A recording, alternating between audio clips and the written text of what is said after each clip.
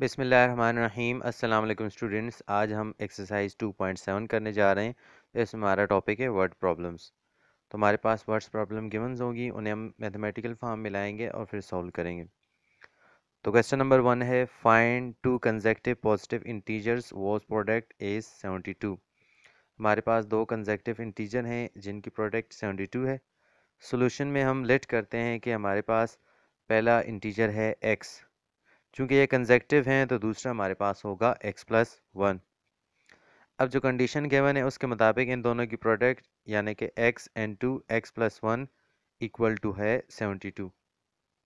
अब इसे सोल्व करेंगे तो हमारे पास हो जाएगा x² प्लस x, और ये 72 इस तरफ जाकर माइनस हुआ तो हमारे पास ये इक्वल टू 0 आया, यानी x² plus x minus 72 equal to 0। इसे सोल्व करेंगे तो हमारे पास x की वैल्यूज़ आ जाएंगी। तो इसे हम फैक्टराइजेशन के ज़रिए सोल्व करते हैं। तो हम प्लस एक्स की जगह 9x माइनस 8x लिख सकते हैं। तो हमारे पास हुआ x² plus 9x minus 8x minus 72 equal to 0। अब कॉमन्स लेते हैं, x कॉमन लिया तो x+9 आया और माइनस 8 कॉमन लिया तो x+9। तो हमारे पास दो फैक्टर आए, x minus 8 into x+9 equal to 0। अलग-अलग इक्वल टू 0 लेंगे तो x माइनस 8 इक्वल टू 0 आया और x+9 इक्वल टू 0। तो हमारे पास एक तरफ से x इक्वल टू 8 आया और दूसरा x इक्वल टू -9। लेकिन जो हमारे पास कंडीशन गिवन थी वो थी पॉजिटिव इंटीजर्स, यानी नेगेटिव वैल्यूज़ पॉसिबल नहीं है, तो हम सिर्फ पॉजिटिव का आंसर लेंगे। तो हमारे पास x इक्वल टू 8 है और x+1 यानी नेक्स्ट इंटीजर है 8+1, तो हमारे पास 9 आया। तो हमारे पास दोनों इंटीजर्स हैं 8 और 9। क्वेश्चन नंबर 2 है, the sum of the square of 3 consecutive integers is 50, find the integers. तो हमारे पास तीन कंसेक्टिव इंटीजर्स हैं। अगर हम लिट करते हैं, x पहला इंटीजर है तो दूसरा हमारे पास हो जाएगा x+1 और तीसरा हमारे पास x+2। अब जो कंडीशन है उनके मुताबिक इनका स्क्वायर लेकर सम करें तो हमारे पास इक्वल टू 50 आएगा, यानी कि x² प्लस x+1 का स्क्वायर प्लस x+2 का square is equal to 50। Squares को ओपन करते हैं और सोल्व करते हैं इसे। तो स्क्वायर्स ओपन करते हैं तो हमें मिलता है x² plus 2 into x into 1 plus 1 का square plus x² plus 2 into x into 2 plus 2 का स्क्वायर, और 50 इस तरफ आकर -50 हुआ इक्वल टू 0। इसे हम रीअरेंज करके लिखते हैं तो हमारे पास आता है x² plus x² plus x² plus 2x plus 4x plus 1 plus 4 -50 equal to 0।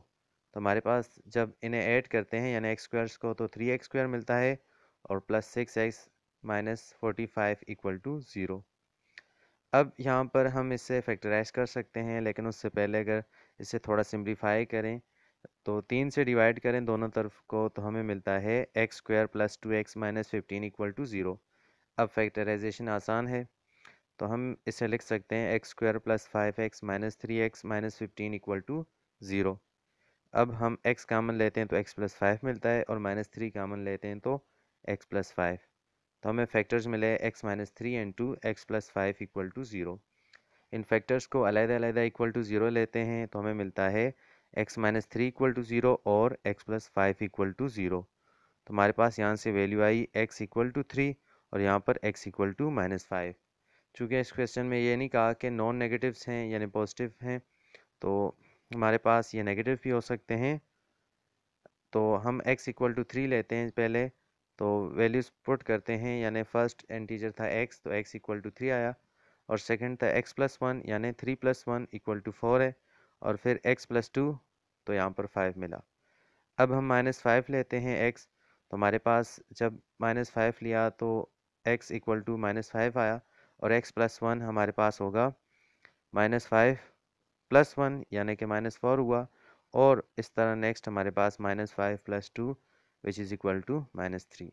तो हमारे पास रिक्वायर्ड इंटीजर्स हैं 3, 4, 5 या -3, -4, -5। क्वेश्चन नंबर 3 है, the length of the hall is 5 metre more than its width. If the area of the hall is 36 square meter, find the length and width of the hall। तो solution में हम यहाँ पर late करते हैं कि width of hall is equal to x है, और साथ में ये क्या आ गया है कि दूसरी जो इसकी साइड है वो हमारे पास क्या है, 5 मीटर ज़्यादा है इसकी विड्थ से। तो दूसरी हमारे पास होगी x प्लस 5 यानी 5 ज़्यादा है विड्थ से, तो लेंथ हमने लिया x प्लस 5। अब जो कंडीशन है उसके मुताबिक एरिया इक्वल टू है 36।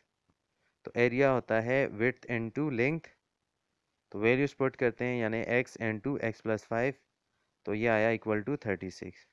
तो इसे सिंप्लीफाई करते हैं तो हमें मिलता है x square plus 5x minus 36 equal to 0। तो इसे फैक्टराइज करते हैं तो हम ले सकते हैं x square plus 9x minus 4x minus 36 equal to 0। तो x कामन लिया तो x प्लस 9 आया, और इस तरीके से माइनस 4 कामन लिया तो x प्लस 9। तो हमें फैक्टर्स मिले x minus 4 into x plus 9 equal to 0। इन दोनों को अलग अलग इक्वल टू 0 लेंगे यानी x माइनस 4 इक्वल टू 0 और x प्लस 9 इक्वल टू 0। तो हमें मिला x इक्वल टू 4 और x इक्वल टू माइनस 9। चूँकि हमारे पास ये डिस्टेंस है तो डिस्टेंस हमेशा पॉजिटिव वैल्यूज़ होती हैं, तो हम नेगेटिव को इग्नोर करेंगे, तो पॉजिटिव वैल्यू लेंगे। तो पॉजिटिव x लिया तो इक्वल टू 4 मिला। अब चूँकि लेंथ हमारे पास थी x प्लस 5, तो इसमें वैल्यू पुट करते हैं x की, तो हमें मिलेगी 4 प्लस 5 यानी लेंथ है 9। तो हमारे पास रिक्वायर्ड साइड्स हैं हाल के 9 और 4 मीटर्स। अब क्वेश्चन नंबर 4 है the sum of two numbers is 11 and sum of their square is 64, find the numbers. क्योंकि इस क्वेश्चन में ये नहीं कहा कि ये कंसेक्टिव इंटीजर्स हैं, तो हम अगर एक वैल्यू x लेते हैं तो दूसरी y ले सकते हैं। क्योंकि दोनों नंबर्स अननोन हैं, तो हम यहाँ पर लेट करते हैं कि फर्स्ट नंबर x है, तो दूसरा हम इक्वल टू y लेते हैं। तो हमारे पास कंडीशन के मुताबिक इनका सम इक्वल टू है 11 यानी x plus y equal to 11, और इनके स्क्वायर्स का सम है 65 यानी कि x square plus y square is equal to 65। अब इक्वेशन नंबर 1 से y की वैल्यू निकालेंगे और उस वैल्यू को पुट करेंगे। तो हमारे पास इक्वेशन 1 है x plus y equal to 11, तो ये हो जाएगा y is equal to 11 minus x. अब इस वैल्यू को पुट करते हैं इक्वेशन नंबर 2 में, तो हमें मिलता है x square plus 11 minus x square is equal to 65। तो हमने वाई स्क्वायर की जगह इसकी ये वैल्यू 11 माइनस एक्स पुट की। अब इसको ओपन करते हैं स्क्वायर्स को, तो हमें मिलता है x square plus 11 square minus 2 into 11 into x plus x square minus 65 equal to 0। इसे सिंप्लीफाई करते हैं तो हमें मिलता है 2x square minus 22x plus 56 equal to 0। तो इसे हम फैक्टराइज करते हैं, लेकिन उससे पहले अगर इसे सिंप्लीफाई करें तो आसान हो जाएगी फैक्टराइजेशन। तो 2 से डिवाइड करते हैं दोनों तरफ, तो हमें मिलता है x square minus 11x plus 28 equal to 0। अब फैक्टराइजेशन करते हैं तो हम इसे लिखते हैं x square minus 7x minus 4x plus 28 equal to 0। तो x कामन लिया तो x माइनस 7 आया, और माइनस 4 कामन लिया तो x माइनस 7 आया। तो हमें फैक्टर्स मिले x minus 4 into x plus x minus 7 equal to 0। दोनों फैक्टर्स को अलग अलग इक्वल टू 0 लेंगे यानी x माइनस 4 इक्वल टू 0 और x माइनस 7 इक्वल टू 0। तो हमें x इक्वल टू 4 और x इक्वल टू 7 मिले। अब इन वैल्यूज़ को वापस पुट करेंगे इक्वेशन नंबर 3 में ताकि y की वैल्यू मिल सके। तो हमारे पास y इक्वल टू है 11 माइनस 4 जब x इक्वल टू 4 लिया, तो y की वैल्यू आई 7। अब एक x इक्वल टू 7 लेते हैं तो हमारे पास हो जाएगा y इक्वल टू 11 माइनस 7, तो y इज इक्वल टू आया 4। तो हमारे पास जब x इक्वल टू 4 है तो y इक्वल टू हमारे पास आता है 7, और जब x इक्वल टू 7 है तो y इक्वल टू आता है 4। तो हमारे पास दोनों इंटीजर्स हैं 7 और 4, तो ये हमारा आंसर है। अब क्वेश्चन नंबर 7 है हमारे पास one side of rectangle is 3 centimetre less than twice the other if the area of the rectangle is 54 square centimeters then find the sides of rectangle। तो सॉल्यूशन में यहाँ पर लेट करते हैं कि विड्थ इक्वल टू x है। तो हमारे पास कंडीशन ये है कि अगर एक साइड आप x लेते हो तो दूसरी इसके डबल से 3 कम है। One side is 3 centimetre less than twice the other, दूसरी हमारे पास x के डबल से 3 कम है, तो होगी लेंथ इक्वल टू है 2x माइनस 3। इस कंडीशन को रीड करके हमने लिखा। अब हमारे पास area of rectangle equal to है 54। तो एरिया का फार्मूला होता है लेंथ एंड टू विड्थ या विड्थ एंड टू लेंथ। तो वैल्यूज पुट करते हैं तो हमें मिलेगा x into 2x minus 3 equal to 54। इसे सिंप्लीफाई करते हैं तो हमें मिलता है 2x square minus 3x minus 54 equal to 0। तो यहाँ पर फैक्टराइज करते हैं तो 2x square minus 12x plus 9x minus 54 equal to 0 मिलता है। तो 2 कामन लिया तो हमें मिला x माइनस 2x कामन लिया तो x माइनस 6 मिला, और प्लस 9 कामन लिया तो हमें x माइनस 6 मिला। तो हमें फैक्टर्स मिले यहाँ पर 2x प्लस 9 और x माइनस 6, दोनों को अलग-अलग इक्वल टू 0 लेंगे तो हमें 2x प्लस 9 इक्वल टू 0 मिला और x माइनस 6 इक्वल टू 0। तो हमें x की वैल्यू मिली एक माइनस 9 डिवाइड बाई 2 और दूसरी है x इक्वल टू 6। चूँकि यहाँ पर डिस्टेंस है, रेक्टेंगल का एरिया है, डिस्टेंस है, तो इसमें हमारे पास नेगेटिव वैल्यू नहीं होगी, हमेशा पॉजिटिव वैल्यू लेते हैं तो x इक्वल टू 6 लेंगे। जब हमारे पास x जो विड्थ है इक्वल टू 6 है तो लेंथ जो कि हमारे पास 2x माइनस 3 थी, x की वैल्यू पुट करते हैं तो हमें मिलेगी 2 इंटू 6 माइनस 3 यानी कि 9 सेंटीमीटर। तो हमारे पास इस क्वेश्चन के रिक्वायर्ड वैल्यूज़ यानी लेंथ और विड्थ हैं 9 और 6। ये हमारा आंसर है। अब क्वेश्चन नंबर 8 है the length of one side of right triangle exceed the length of other by 3 centimetres. If the hypotenuse is 15 centimeters, then find the length of the side of triangle. तो हम late करते हैं base equal to x। तो हमें जो condition है वो कहती है the length of one side of right angle triangle exceed the length of other by 3। तो अगर हमने बेस x ली है तो दूसरी इसकी साइड इससे 3 ज़्यादा होगी यानी x प्लस 3 होगी। तो हम परपेंडिकुलर इक्वल टू लेंगे x प्लस 3 और हाइपोटेन्यूज जैसा कि गिवन है 15 है। अब चूंकि राइट एंगल ट्राइंगल है pythagoras थ्योरम अप्लाई हो सकता है, तो हम pythagoras थ्योरम के मुताबिक लिखेंगे हमारे पास बेस का स्क्वायर प्लस परपेंडिकुलर का स्क्वायर इज इक्वल टू है हाइपोटेन्यूज का स्क्वायर।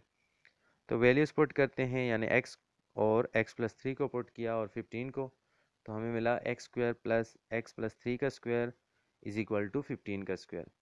स्क्वायर्स को ओपन करते हैं तो हमें मिलता है x square plus 2 into x into 3 plus 3 का स्क्वायर इज इक्वल टू 22 5।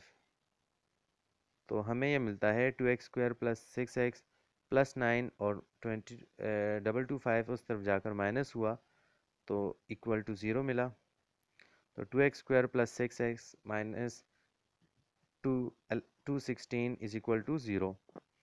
तो अब इसे सिंप्लीफाई करते हैं, 2 से डिवाइड करते हैं तो हमें मिलता है x square plus 3x minus 108 is equal to 0।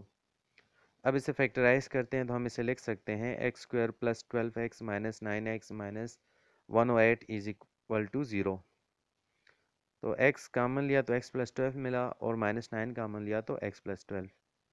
अब दो फैक्टर्स मिले x माइनस 9 और x प्लस 12 इक्वल टू 0, दोनों को अलग-अलग इक्वल टू 0 लेंगे यानी कि x माइनस 9 इक्वल टू 0 और x plus 12 is equal to 0। तो हमें x equal to minus plus 9 और x इक्वल टू माइनस 12 मिले। अब चूंकि हमारे पास यहाँ पर डिस्टेंस है तो डिस्टेंस हमारे पास हमेशा पॉजिटिव होता है, तो नेगेटिव वैल्यू को इग्नोर करेंगे तो x इक्वल टू 9 लेंगे। अब बेस चूंकि x थी तो x इक्वल टू 9 है तो बेस इज इक्वल टू 9 हुआ, और परपेंडिकुलर इक्वल टू था हमारे पास x प्लस 3 यानी यहाँ पर हो जाएगा 9 प्लस 3 यानी कि 12 हुआ। तो हमारे पास अदर साइड्स दूसरी साइड्स हैं 9 और 12। क्वेश्चन नंबर 10 है a farmer bought some goats for rupees 9000 if he had paid rupees 100 less for each he would have got 3 goats more for the same amount of money. How many goats did he buy when the rate in each case is uniform? यहाँ पर कहता है कि एक किसान ने कुछ बकरियां खरीदी जो कि 9000 रुपये की थी। अगर वो 100 रुपये एक बकरी की जो कीमत है उससे कम देता तो वो इसी कीमत में यानी 9000 में ही 3 ज़्यादा बकरियां ख़रीद सकता था।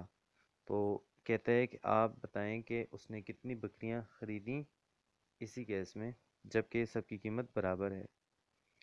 तो सोल्यूशन में हम लेट कर सकते हैं कि price of each goat is equal to x है और number of goats equal to y है।